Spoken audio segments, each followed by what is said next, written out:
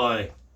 So this is the reign of Amunet I, the first king of the 12th dynasty, and the 12th dynasty is the second dynasty in the Middle Kingdom. It only had two dynasties. He ruled Egypt for roughly about 30 years, and he entered into a co-regency year 14 of his reign with his son Senwosret. So remember, in the end of the 11th dynasty, there was a king called Montuhotep IV. Yeah, 1, 2, 3, 4. Yeah, correct. And he had a chancellor who went to the Wadi Hammamat to cut a stone for a sarcophagus, and a gazelle died exactly in the same spot where they were going to cut the stone. And Amunet saw this as a sign from the gods that he should be the next king of Egypt. So he didn't marry a princess. He used a prophecy to empower himself with kingship. So there's two forces in Egypt that can make laws. One is the king, because he is the living Horus, and two are the gods. So if you have a prophecy from a god that something's going to happen, becomes a law. Very, it was done quite a few times. In this case, he dated it to the Old Kingdom.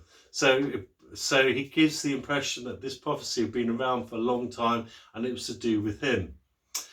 His mother's family, she was of noble birth. We don't have her name, but we do know that she came from the nome of Elephantine, which is modern day Aswan.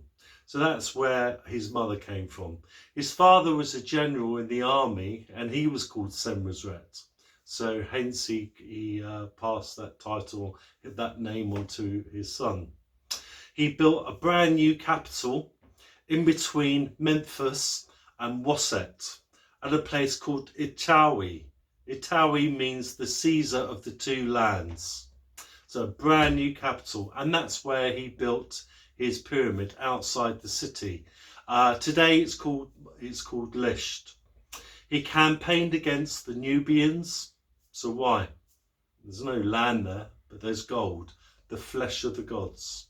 So that's why there's campaigns there. And we know there was a relationship between Montuhotep II and the Kushites. So maybe he's gone down there to sort out the squabbling chieftains. He built a wall across the Gaza Strip because there was an influx of Asiatics and Semitics coming into Lower Egypt, and he wanted to control it. Originally it was called the Prince's Wall, and then it was his wall. Now, because of these co-regency dates, it's very difficult to say exactly when he reigned. The co-regency could have been year 14 or year 20. His reign could have been around about 1961 BCE. And again, it's because of the co-regency date. When Senwosret I started the co-regency, he started his regnal reign at that time, but he wasn't really king, he was just co-regent.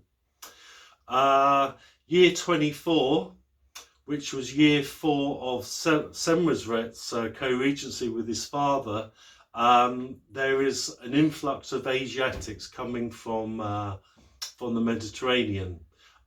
So we must assume that they could have possibly been early Minoans, possibly. Can't really say for sure. Amunet I installed a brand new god at Karnak. So right next door to the precinct of Montu, a new precinct was built, and it was dedicated to the god Amun. Now, this is quite interesting, because Amun is one of the creation figures in the creation myths. He's a chaotic element, but now in Karnak he's been established as a cult deity. He's known as the Hidden One, and he does something very unusual that no other cult deities at that time did. Every July he leaves his precinct. So the priests there have got a solar bark, which is carried by the priests, On top is a canopy, and inside is the statue of the deity Amun. So they carry it out of Karnak, they go across the River Nile to the West Bank, and they visit the mortuary temple of the funeral temple of Montuhotep II. Stay there for a few days, then they go to Dra el Agnaga and they visit the funeral temples of Montuhotep III and IV, and that's known as the Feast of the Valley. So what would happen during these festivals? Bread and beer would be made available to the general public. So the festival would be for everyone. Okay, nice, free bread and beer. But this established Amun as a deity in Waset. Now the main deity up to that time was the war god Montu, and remember he had 4 temples: one at Karnak, one at Tod, one at Medamud, and one at Armant. So this is a big change. This is a striking moment, because in 6 dynasties time, Amun will become the most powerful, known as the king of the gods in ancient Egypt. So it's a real striking moment. Oh wow. Now Yale University set a task to an archaeologist called Van Seters in 1966, and he was set the task to go to Palestine, modern day Israel, and excavate to find out who the Hyksos were. And during his excavations he found early bronze culture with different levels, and middle bronze culture with different levels. And during the middle bronze culture he noticed that the population just got up and left, and there was no sign of warfare, nothing was burned or charred. So why do people move? Well, they move if there's warfare or if there is no food. So at the beginning of this reign, Amunet I builds a wall to control the border between Lower Egypt and those who dwell across the sand, which is what they called those people there, those who dwell across the sand.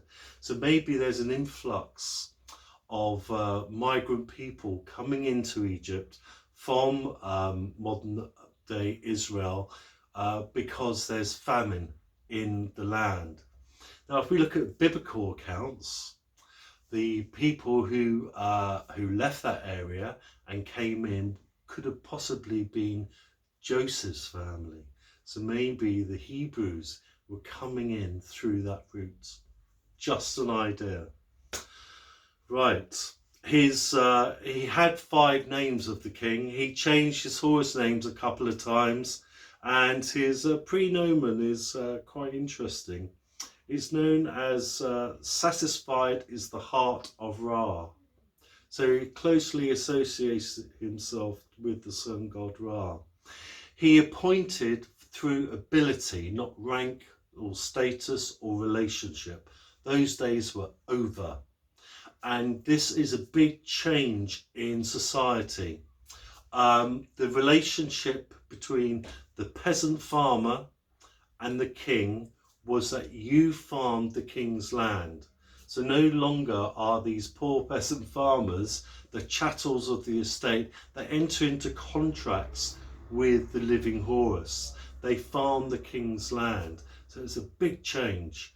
So that means that these peasant farmers, if they were lucky, could create surpluses, which meant that then they could afford to build really good tombs and furnish them with funeral goods. So this is a big change at this time. Okay, so that's Amunet I. And this is an information video, so I'm not asking you to subscribe, I'm not asking you to make a donation, but if you could hit the subscribe button, I'd really appreciate it. So thank you very much for listening, and I'll see you real soon. Bye for now.